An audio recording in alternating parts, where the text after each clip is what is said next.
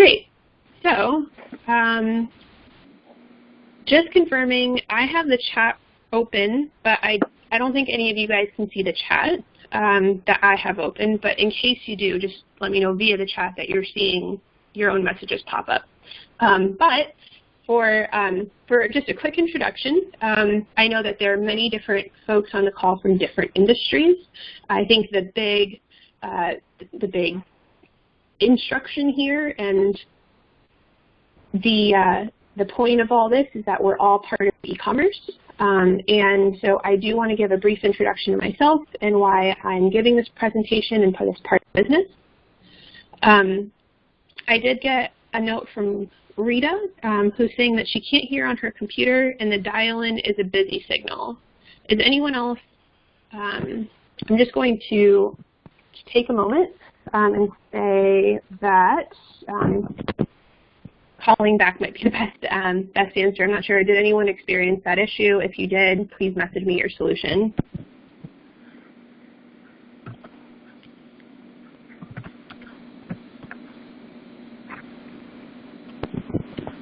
So, and this is the first time that we are doing this through Protective Packaging Consultants. So my name is Daniela, and this is my first time giving one of these webinars.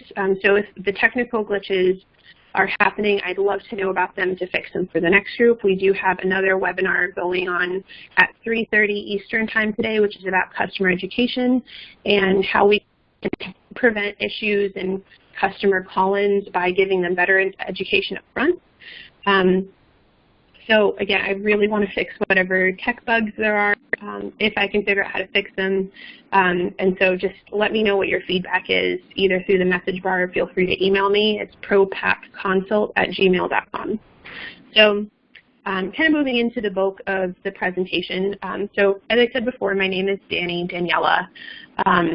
I previously worked for H&M as a kind of an internal consultant to be able to bridge the e-commerce portion of their business as they were starting out in the U.S.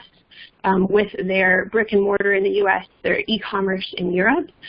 So actually opening up their warehouse, creating the processes for e-commerce fulfillment. And then I moved on to Wayfair. Wayfair.com's an e-commerce furniture retailer. Some of you guys might sell through them. They're similar to Amazon. And I worked as an operations analyst and dabbled in packaging engineering, which is my expertise there.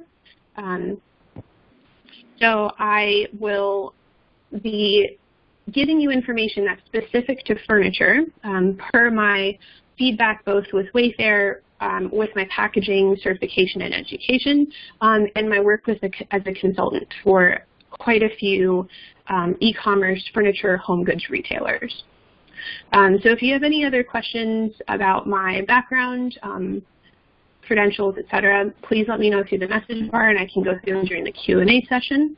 If you have questions specifically regarding a company that I work for, I'm happy to talk about it however I can. Just again, Q&A. So in this presentation, we're going to go through network design, the actual shipping networks design, the impacts from the equipment that's being used, and then kind of more towards the packaging piece of it, just because of my background in packaging engineering and design.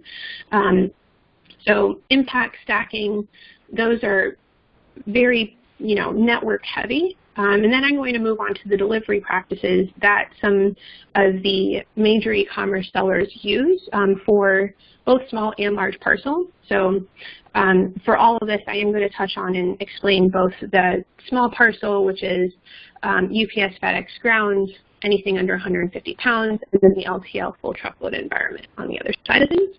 And then I'm going to briefly touch on the impact of the customer education piece and the handling piece as it pertains specifically to the customer. So first going through and how carriers focused or how carriers react to your packaging, palletization, et cetera, and then how customers react to it.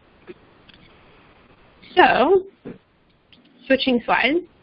So this is essentially a network of touch points, as I like to call it. So the information that I'm going to give you is generalized.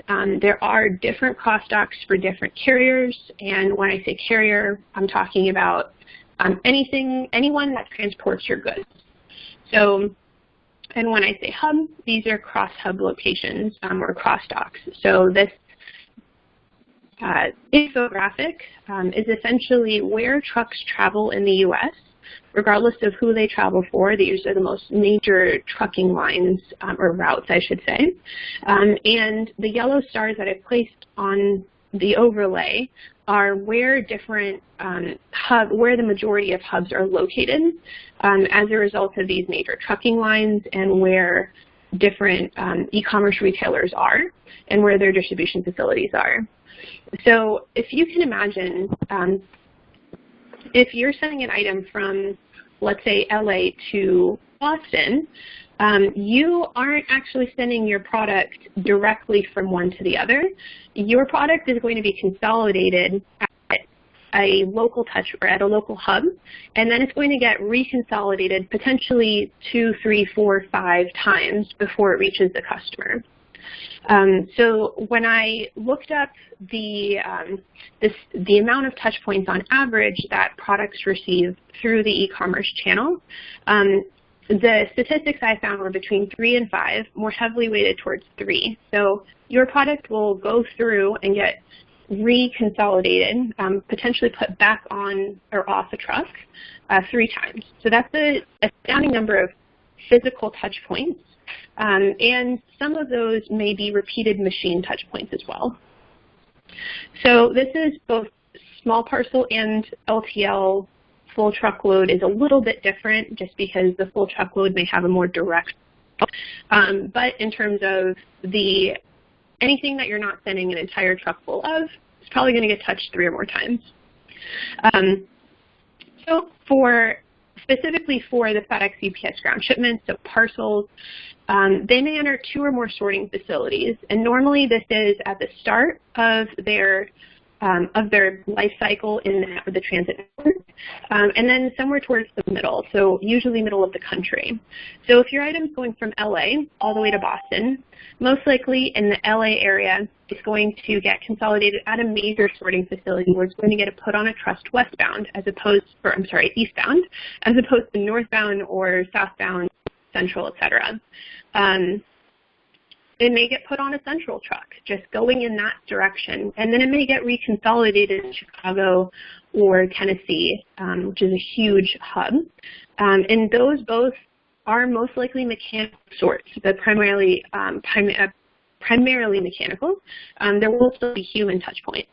There may be additional sorts depending on whether your item, instead of Boston, is going to Florida and they get resorted in Alabama. Or if it's going somewhere closer, it may only get sorted machine-wise once. So the LTL area is a little bit different because we may have items that are getting reconsolidated to a delivery to a customer in a very remote location. So they may not go through a consolidation point 3 times. They might go through more just because they have the final delivery aspect, as opposed to remaining with an LTL carrier. They may go to something called a final mile carrier. But that also means that your products, instead of a machine sort, are probably going to be manually unloaded with machinery. So as opposed to conveyors pulling it off the truck, sorting it by, might be and I think I hear music, maybe it's hold music.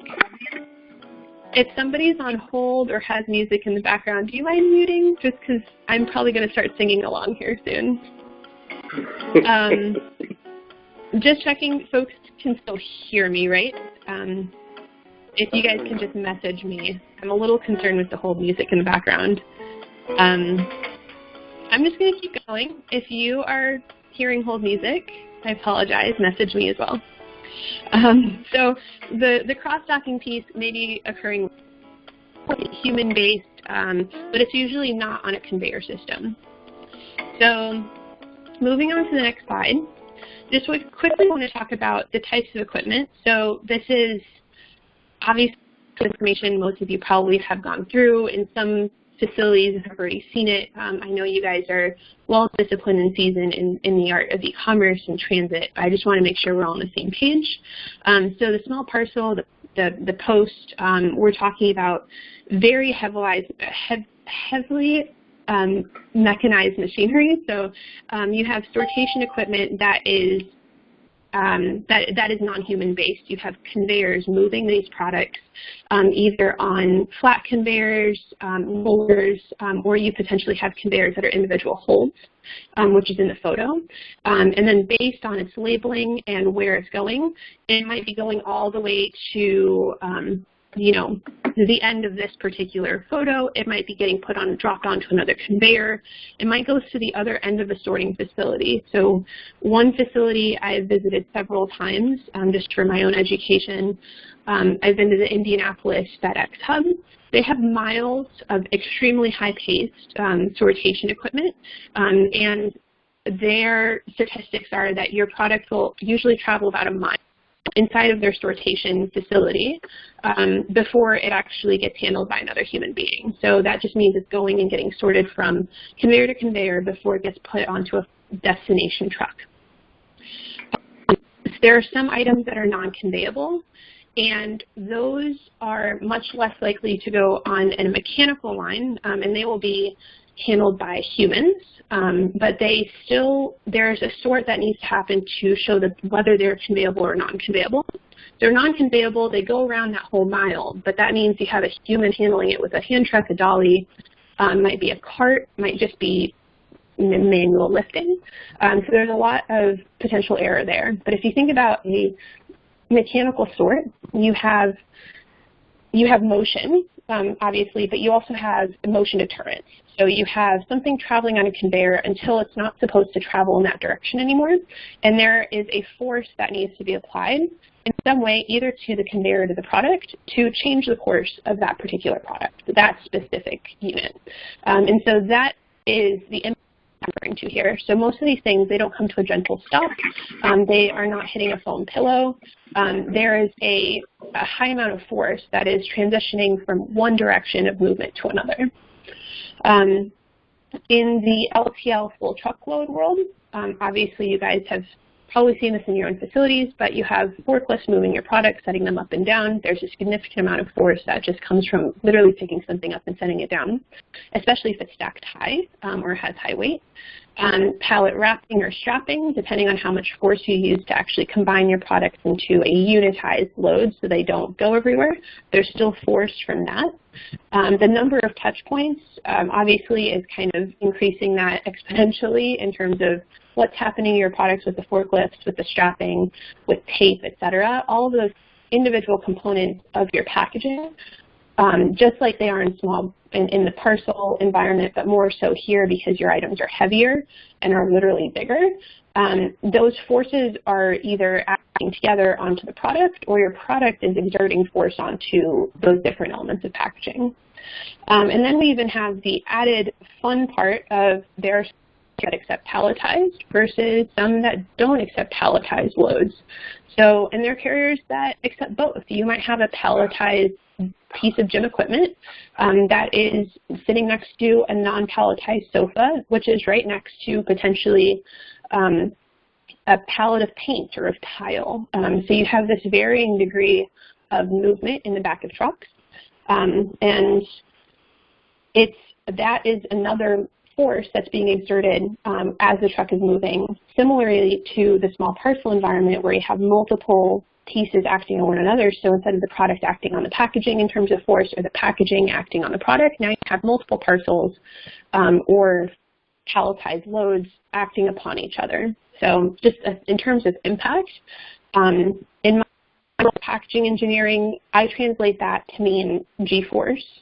And G-force with acceleration means that there is force going in a certain direction until it's stopped. So if you have a couch hitting another couch, one of those couches probably is going to move. And now you also are putting it onto a moving truck. So now you have two couches moving against each other. That's a significant amount of weight. And depending on the packaging, depending on how well the carrier or whoever is loading the truck has immobilized those items, they might be moving. Movement means acceleration, means G-force.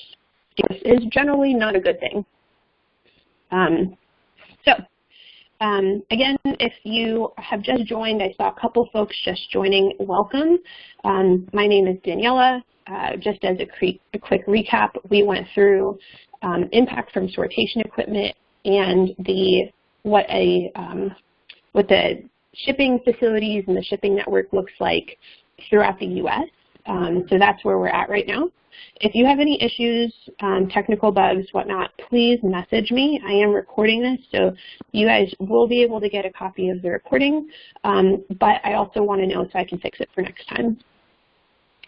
So I just talked through this, but as a general recap, and the kind of the effects of that impact on sortation equipment from the previous slide. So there's impact from the actual equipment. So imagine if your product is moving down a conveyor line, a laser scans it, scans the barcode, says, hey, this thing is going to Florida, not Boston. We need to move it into this direction in our facility to move towards these 4 trucks on the other side of our facility. There's probably some sort of arm. There is some sort of directional movement to move that carton into a different lane, so to speak.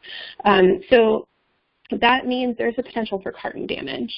For FedEx specifically, they use arms to move their boxes and actually exit them from some of their conveyors. So you have an actual arm or something that is whacking your box off that conveyor onto a slide or a chute or another conveyor, and that's a significant amount of impact.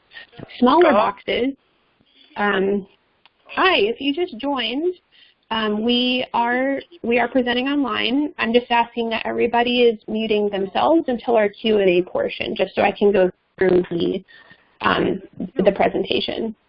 If you have any technical issues, please message me using the chat function on the website.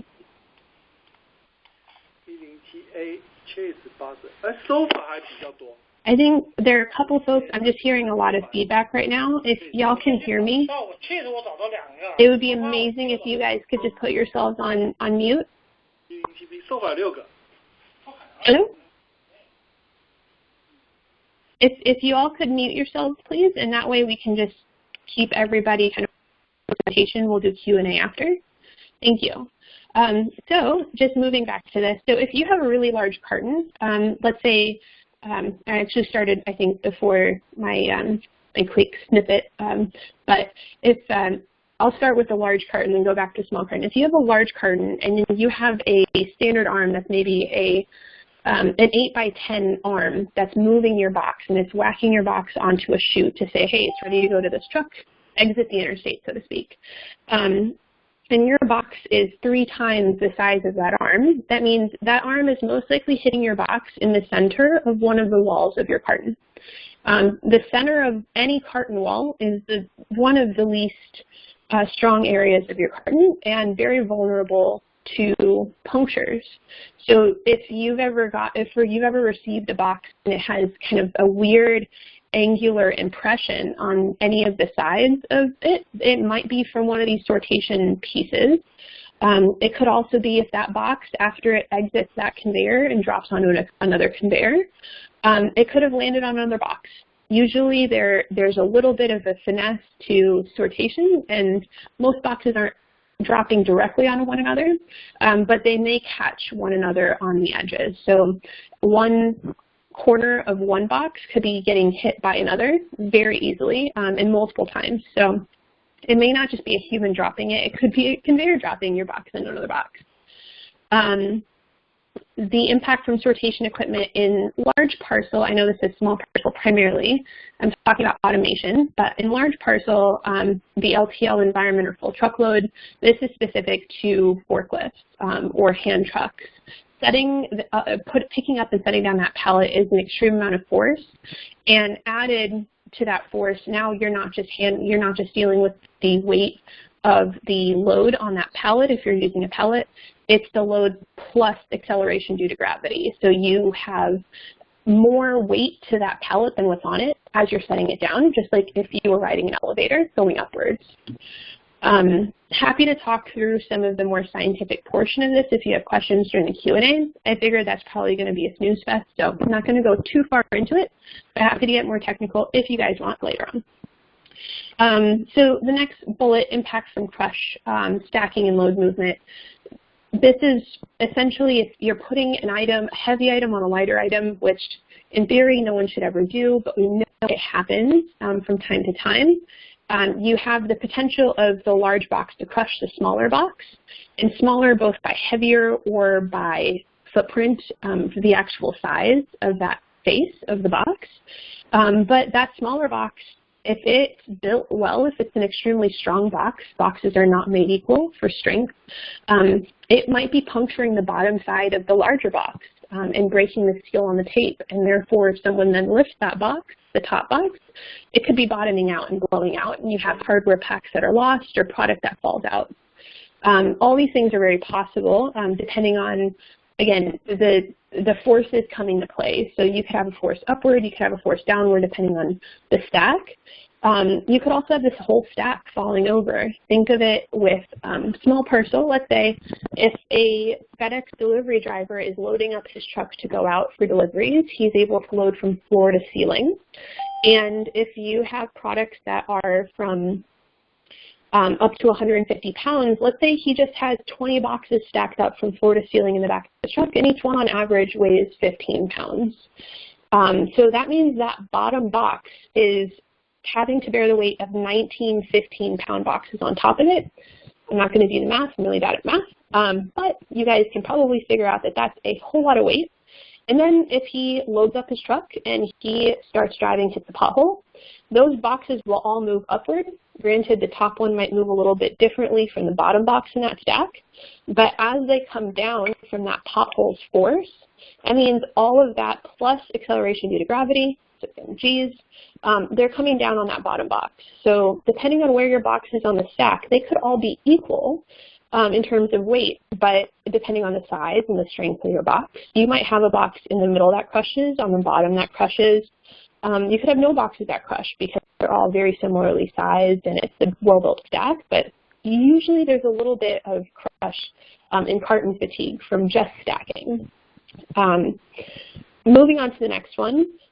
There's high-frequency shocks. So these are small amounts of G's, small amounts of impact in a repetitive frequency, which is vibration. So this has a huge effect on products like tile, like flat packs that don't have packaging between each layer, because those individual pieces will start to vibrate against one another and cause product-on-product damage. So you could have scratches, you could have actual crush, you could have product structural breakage from that. Even if you have an assembled product, let's say it's a small nightstand, and the drawers are moving as a result of the vibration of the truck that it's sitting on, you could have drawers out and the customer's unable to move those drawers in and out because the glides broke out. So this kind of affects anything that can move inside the box, either onto itself or its brothers and sisters inside that box, but it can also affect boxes on a pallet. If you are shipping a customer 20 huge boxes of tile, each box might be 60, 70 pounds and could have 10 individual tiles in it, and those boxes are able to shift, you could have an entire load give way, and all of a sudden you have a cascade. When you're trying to pull something out of the truck, you're probably going to have boxes on the floor falling off of that pallet. So there's both that issue of separating a product's load, but also going kind of farther back as a recap. You have items that are either small abrasions occurring onto one another in the components of that packaged piece, or you could have extremely large effects there just from these small repetitive shocks. Mishandling, obviously, you guys probably have horror stories of hearing some of your customers' feedback on a driver, through some, my parcel, my TV, whatever it is, into my front yard, or we know they're, throwing our boxes onto people's steps. But obviously, mishandling is a huge issue in the e-commerce industry. I do want to point out this mishandling issue is not just towards delivery drivers. It can also be towards warehouse employees, shippers in the warehouse, folks who are putting items into stock. It could be affecting brick and mortar, just not as much, because they're able to inspect and remove any damaged components from that load, but it goes throughout the entire network. So my point here being, if your packaging is easy to mishandle, you should test it. Give it to your employees to move around. You know, see how easy it is to wrap your arms around it and carry it up a flight of stairs. I myself live in a high-rise, and I don't have an elevator. So if I get a delivery and it's left at the front door, I have to walk that product all the way up to my apartment, and it's really hard for me to do that. Sometimes if the product's heavy, I just got a beautiful bookcase. I had to drag it up the stairs myself. I don't usually have anyone to help me in terms of like right now. So it's just an example I like to give people of it could be a delivery driver trying to handle that bookcase. It's heavy, it's 85 pounds. He's having trouble getting it up the steps to our building. I'm having trouble getting up the stairs to my apartment. It could be a variety of things. That could be dragging it across the concrete as a customer trying to get it into my garage. Who knows? So anyone can mishandle it, but it's up to usually the person packing it or the company packing it to make sure it does not get mishandled. I'm happy to send information in regards to kind of the legal parts of the conversation. There's a lot of interesting articles out there about who's responsible, whether it's the carrier, the person handling it, or the packer or shipper. Who's kind of legally responsible if there is if there is a grievance, monetary or personal health, et cetera. And more towards in the e-commerce world, the conversation is going towards putting that responsibility on the responsible packer as opposed to the carrier or the handler. Kind of bridging that easily into delivery methods, depending on who's delivering it and how. As I said before, there could be stairs involved. You could be going to a really remote location that, for instance, in Colorado, there are roads up to customers' homes on mountainsides that delivery trucks cannot get up, and they have to walk the product up, which takes an enormous amount of time, but also means that there's a huge chance of dropping that product into snow, onto rocks, et cetera. And then finally, lack of customer education in terms of they could be damaging their own stuff upon opening it, upon assembling it, et cetera. So there's a huge risk there to the product of how much information they're getting on whether they can handle it themselves correctly. So I did want to just take a second to discuss that piece of the crush. I get a lot of questions about this, and it ends up being a full conversation about boxes and box strength. So I wanted to just throw some fun information in some models that I made. So this is probably the most common recommendation I'm able to give as a packaging consultant.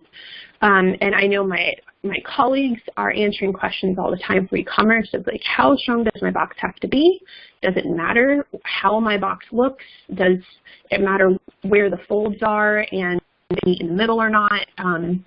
So I'm happy to give more information on an individual basis. That's literally my job. If you have more specific and targeted questions to your product, but just an overview. So 2/3 of the load strength, of the load bearing strength for boxes is on the corners and edges. And if it's not a corner and edge, that's what takes the rest. So if you punch to the side of a box, you're much more likely to get through it because it's not a strong edge or corner. But if most of the time, if you see product damage, it's probably as a result of being dropped on corner. And that just, we can talk through the kind of the physics of that if you'd like, but that either means that there's too much force going into the box or there's movement inside of the box potentially resulting in force going in both directions. But just kind of something to think about in terms of stacking. Specifically, if you are stacking in warehouses, if you're stacking in irregular concepts or in irregular ways, just think about where the weight is of the box that's sitting on top of the bottom ones, and is it the corners that are taking it, or are you relying on maybe the not strong parts of your box, of the surfaces of the sides? Box buckling is probably the most common warehousing box fatigue I've ever seen. When I visit warehouses and facilities, most of the time the bottom 10%, so let's say you have a stack of 10 boxes, the bottom one is going to be the most affected by this, but it goes anywhere up to 40% of the stack depending on the strength of your box and how you're stacking it, if it's an interlocking or a column stack or a more regular stacking method. But if you see buckling on the sides, there are some really cut and dry ways to see if your boxes maybe are too weak, if you're putting too much weight during stacking, or potentially if you have a inside design that is causing a lot of weight to buckle the centers. On the right-hand side of the slide, I just wanted to show if you have a pallet that's too short of the footprint, it's not covering the full footprint of the cartons or carton that's sitting on top of it, you could have an overhang, and that increases the risk of your product hitting other products, getting crushed, or your product, if you have feet or whatnot, your product may end up bearing the weight of the load instead of your box and pallet. So it's just kind of interesting to think about in terms of whether it's small parcel or an LTL shipment, kind of the results of both the box strength and the forces acting upon it to cause some of those really common issues that customers receive and folks see in warehouses. So moving on, again, if you have questions, I'm more than happy to answer those during our Q&A session. I just want to talk about mishandling and delivery methods. So the photo on the right, I put the caption, "This almost never happens," because it's very, very rare for a delivery to go so smoothly that the packaging is perfect upon delivery. The driver has a pallet jack for an LTL shipment. It's getting wheeled into a location that doesn't require stairs. Just like this looks so pristine. And I really rarely see that. I wish it happened more often, and that's beautiful. But in all reality, most equipment and most products don't show up this way. I just want to explain a couple reasons why that happens. So to try and simplify things, there are two types of deliveries. You have dedicated last mile employees or a firm or a contractor that the trucking company or that you might use. And then you have direct carrier deliveries. So UPS and FedEx have dedicated last mile hubs. They have dedicated last mile employees, and their trucks are different. So those are actual smaller box trucks. They're made for residential deliveries. Most LTL e-commerce shippers, I should say, in the areas that I've worked in, so working with Wayfair as a past, as a past employee there, but also, for instance, Room and Board, Williams-Sonoma.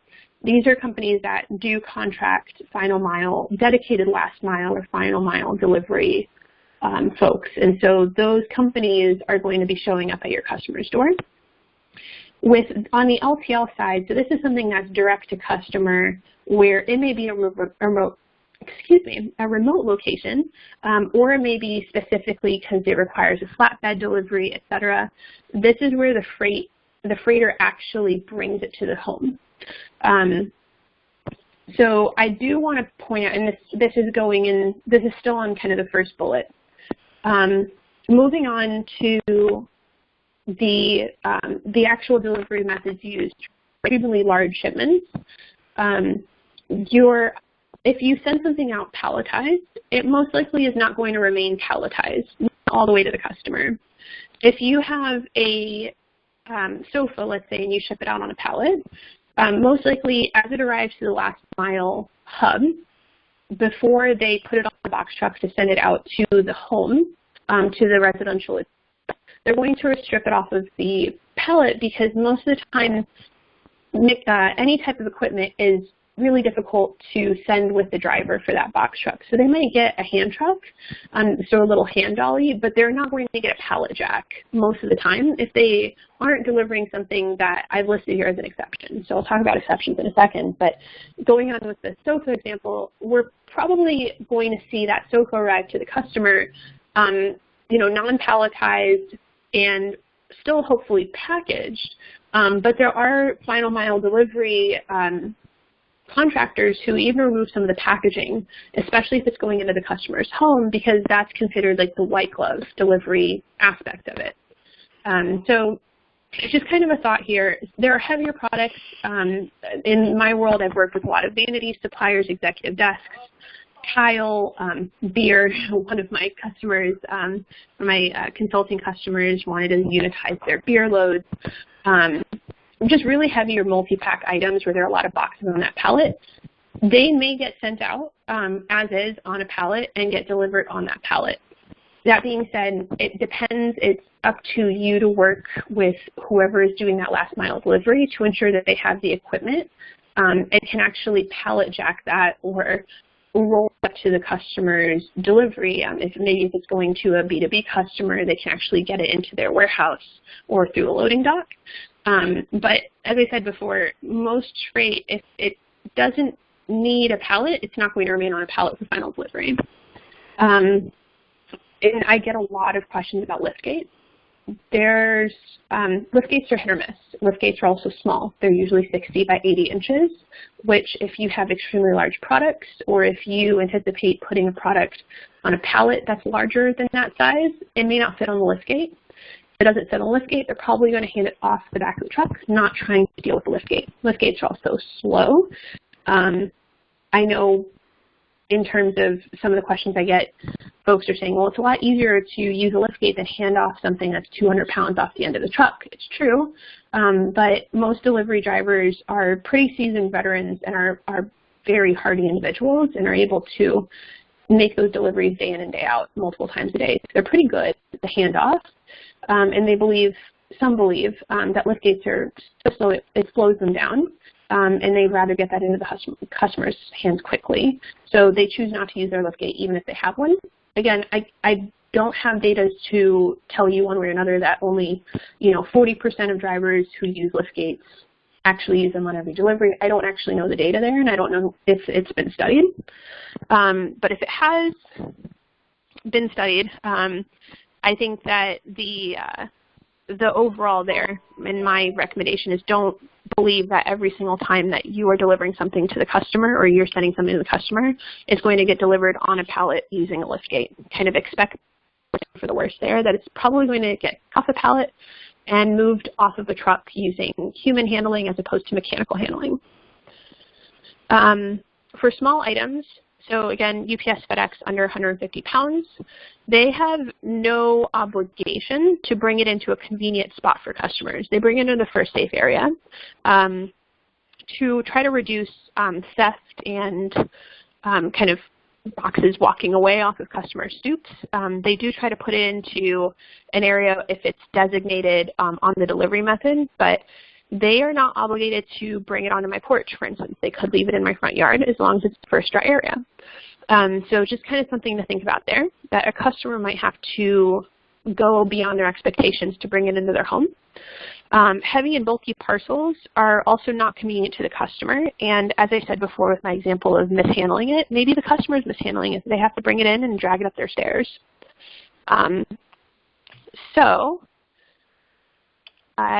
My next slide, there we go, post-journey. So this is kind of the customer education piece. Most customers fall into a type. Obviously, this is my company's stance on this. There are probably many more ways to be able to identify and do market research on types of customers, but this is usually who we see. DIYers, they'll move the product themselves, they'll store it themselves. That's a pretty high damage risk, especially if you're not telling them how to do it correctly.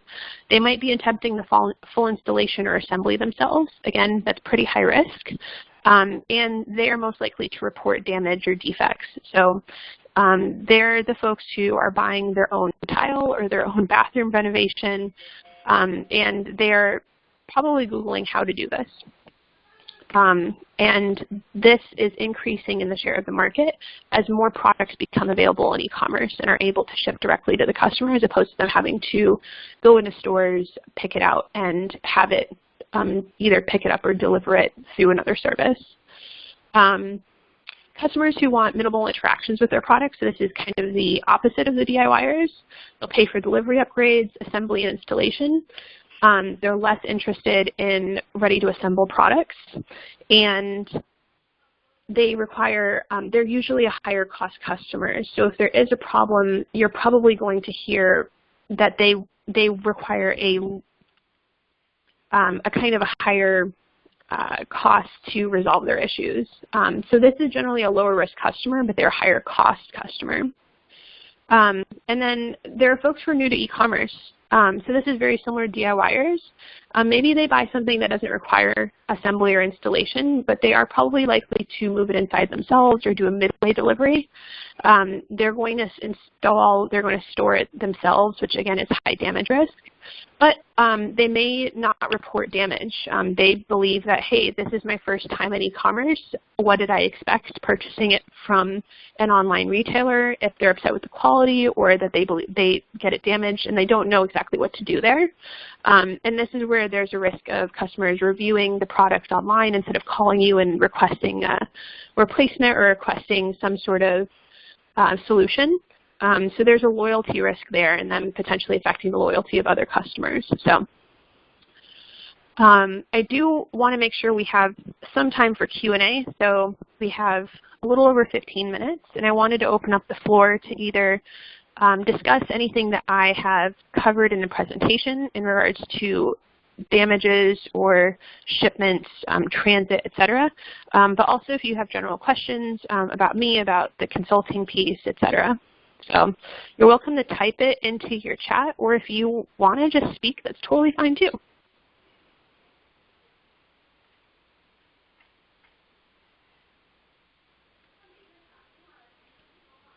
Hearing crickets. Anyone, any questions? Yes, my name is Martin. I have a question. What is the normal issue we can evaluate on the packaging issue for transportation? Can you ask that question in a different way? Are you saying like what is the most impactful way to improve your packaging, or what are the things that you should look for when looking for why something is damaged? Actually, we have issue. What is the normal issue for broken? What the Sure, so you're saying I want to figure out why my stuff's getting broken. What do I do? Qu'est-ce qu'elle a dit? Ça serait plutôt toi tu veux savoir que le taux. The average acceptable the acceptable average the acceptable average for broken for transportation. But it could be the best practice. Got it. So, well, maybe I got it. So you're asking if you want to compare your damage rate to others' damage rates and see if it is at a threshold that is acceptable in the industry. Yeah. Okay. So, and this is from my operations kind of my data analytics days. So I can tell you from smaller shipments and large shipments, but my caveat before I give you specific numbers, and Jacob, I did see your question. I'm going to address that next. I don't want you to compare apples to oranges because you might be comparing your damage rate for your products, and I don't know what they are, but let's say you sell very fragile china or ceramic dishware, and you could be comparing yourself with someone who sells pillows. So if you're weighing all of those together for anything under 150 pounds, in my experience, the damage rates that I have seen across everybody, again, putting everybody into the same data pool, the average damage rate is about 1.5%, 1.7 in my experience. 1.7% of shipments under 150 pounds. That being said, we're also talking about data that has to do with non-fragile items. So you could have dish towels, you could have pillows, you could have items that are not likely to break. On fragile items, so if you want to work with me kind of further to specifically look at your products, I can give you a better estimate for damage rates instead of just pooling everything together. On the flip side of things, for a large parcel, so this is for items that are over 150 pounds or they're required due to size to go with an LTL carrier, I would say the average is about 7.1%, although in recent months, because of the improvements to both of the trucks, so we have more trucks that are being phased out that are still spring ride suspension, and there are more that are getting added into our networks with air ride suspension. That number has been coming down over the past 2 years, but now there are more items getting shipped e-commerce that previously were never shipped e-commerce, like huge bathtubs, sheds, things that previously you had to go to a store to purchase, like a Home Depot or a customized store. So it's, again, I don't want to give you incorrect data or data that doesn't accurately represent your product. So I'd be happy to have a follow-up call. Specifically, you're welcome to send me an email or a chat with your information, and I can give you more specific information in regards to damage rates and thresholds for your category of product. No, thank you. It's a good information you give to me. In the same sense, because you are aware, then the broken sometimes create a return product. Is it the same rate for the return product than the broken issue? Could you? That is totally dependent on product. So that involves a lot of issues with customer loyalty, product satisfaction. That's a little different than reporting something damaged and returning it for the sake of damage. So I do want to make sure. I would be happy to answer more questions in regards to classes specifically. I do want to get to the question Jacob asked in regard to fragile stickers. So great question, and I will come back to talking about return rates if we have time. I just want to make sure I'm respectful of everyone's questions. So the experience with fragile stickers, so this is, I like to call it like external packaging information or indicators of damage. So fragile stickers for me fall into that. Fragile stickers are generally not effective because everything has a fragile sticker on it. So if everything is listed as fragile, nothing is listed as fragile. So to figure nothing is fragile. Like not everything can be handled in a extremely delicate manner. But due to the sheer volume of e-commerce shippers that are throwing fragile stickers onto their fragile or not fragile products for the sake of hoping that someone will take care of it better, it's become kind of a moot point, unfortunately. Things that do work better, if you have an item with glass, put fragile glass inside, or there is glass in this. Like there's better wording, obviously. But if you specifically call to what it is, there was a really funny study then that I love to mention to folks of. It was a shipper, and I'm not saying be fraudulent, but it's an interesting kind of theory. There was a bicycle shipper who just shipped their very expensive bicycles in blank boxes. So the boxes were great, but they were getting thrown around. So strong boxes, okay packaging design, but they had a very high damage rate because the shippers were not understanding of what was inside. They put a fragile sticker on it, nothing helped. But then they put fragile TV inside, and their damage rate went down to almost zero. So just a thought there. There's always the possibility of educating the right way. Going back to kind of the original question of do you want to tell your customer, do you want to tell the shipper exactly what's in the box? I would rather say, like, you need to be responsible as the person packaging the product to adequately package it internally so that if anything is mishandled, you package kind of to the worst in that case. I don't want to say over-package to the point of it can be run over by a tank and it won't get broken, but you do have to kind of, instead of packaging it to best expectations or expecting that because you throw a fragile sticker on it, it won't get broken, I'd rather say, test it as you expect your product will be handled. So drop it. Make sure you drop it on each corner. Drop it a couple times. Roll it down a flight of stairs. Test your product in a way that either a handler or a customer might be handling your product and see how it's doing. Treat it like you expect to be treated, and I would venture towards a worst case scenario or a not as good scenario, and then see what happens internally to your product. And if there's damage, that means you need to reevaluate the internal packaging and make sure it's sufficient to be able to withstand a not delicate handling situation. There are other types of indicators on the outsides of boxes, like shock watches or kind of bleed packs, to indicate whether something has been tipped on its side. They're tilt watches, whether something has experienced more than a certain number of Gs. And in those cases, I would also caution you on using something like that, because we've seen customers refuse those products, and shippers even refuse the handoff.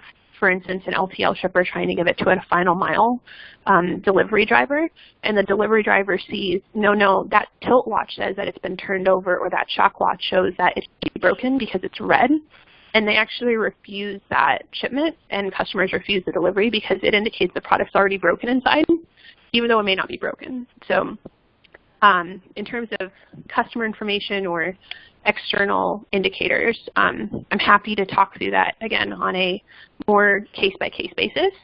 I'm happy to set up a follow-up call. Are there any more questions? I know we have about 6 minutes left.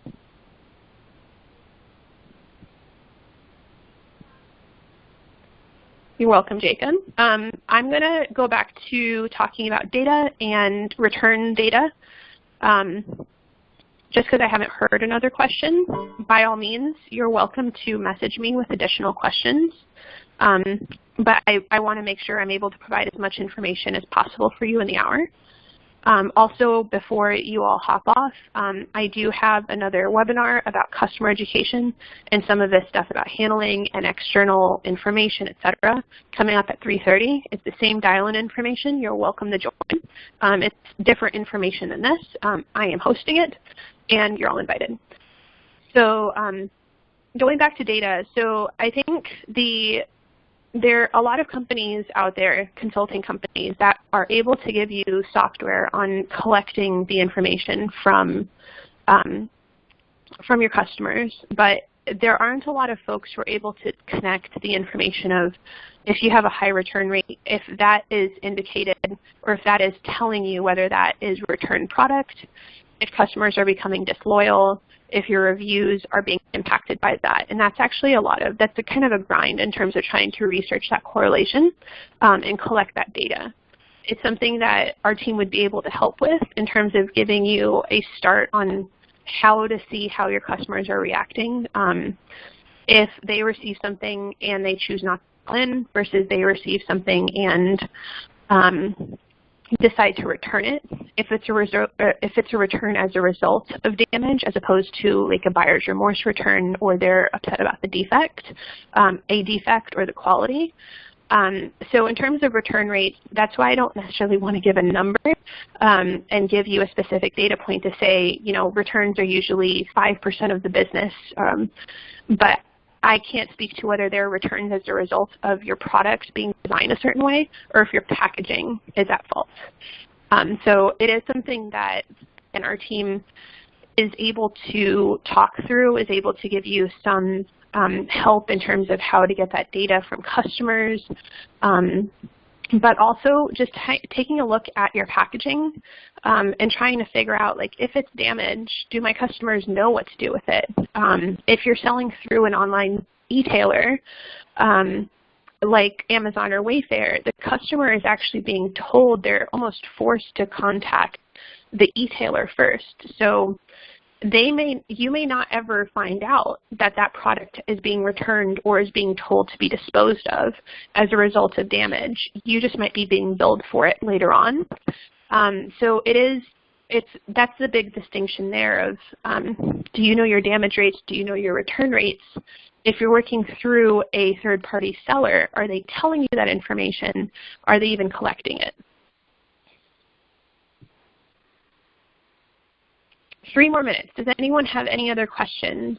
I'm happy to talk through how to design a carton. If you want, for transit, I'm happy to talk through any questions you might have. A question. I went to the Pack Expo in October at Chicago. Do you recommend some other trade show in the world? Yes. So you went to Pack Expo? Yeah.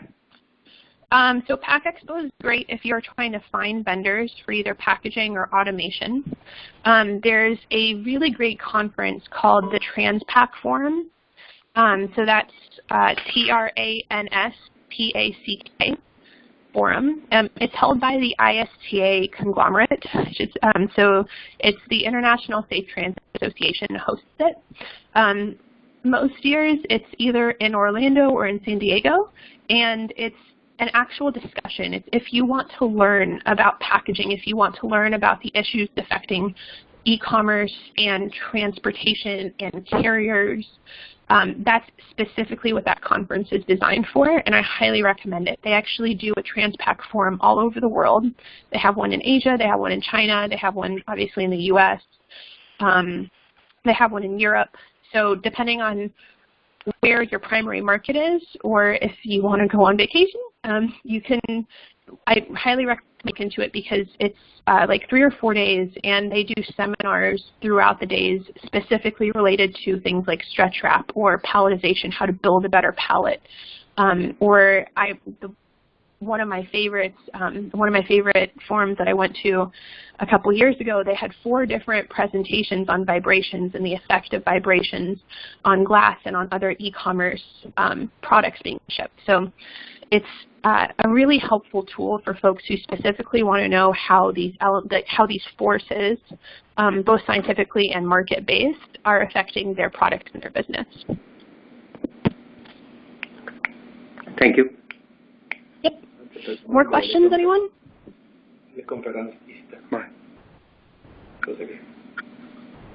So with that, so it is 3 o'clock Eastern time. So I'm going to conclude this presentation. As I said before, you guys are all invited to one at 3:30, 30 minutes. Just call back at these numbers. I am going to try to figure out why folks calling in were not able to hear me. I know there was at least one person who called in and wasn't able to hear me. If you experienced any issues, please feel free to email me, message me, tell me so I can improve. And if you have feedback specifically regarding my presentation or this presentation's contents, I'm always interested in hearing it, always eager to improve as well. So. All right, thanks everyone. Again, if you have any questions, please reach out to me. I would love to answer them for you. Have a great afternoon. Bye-bye.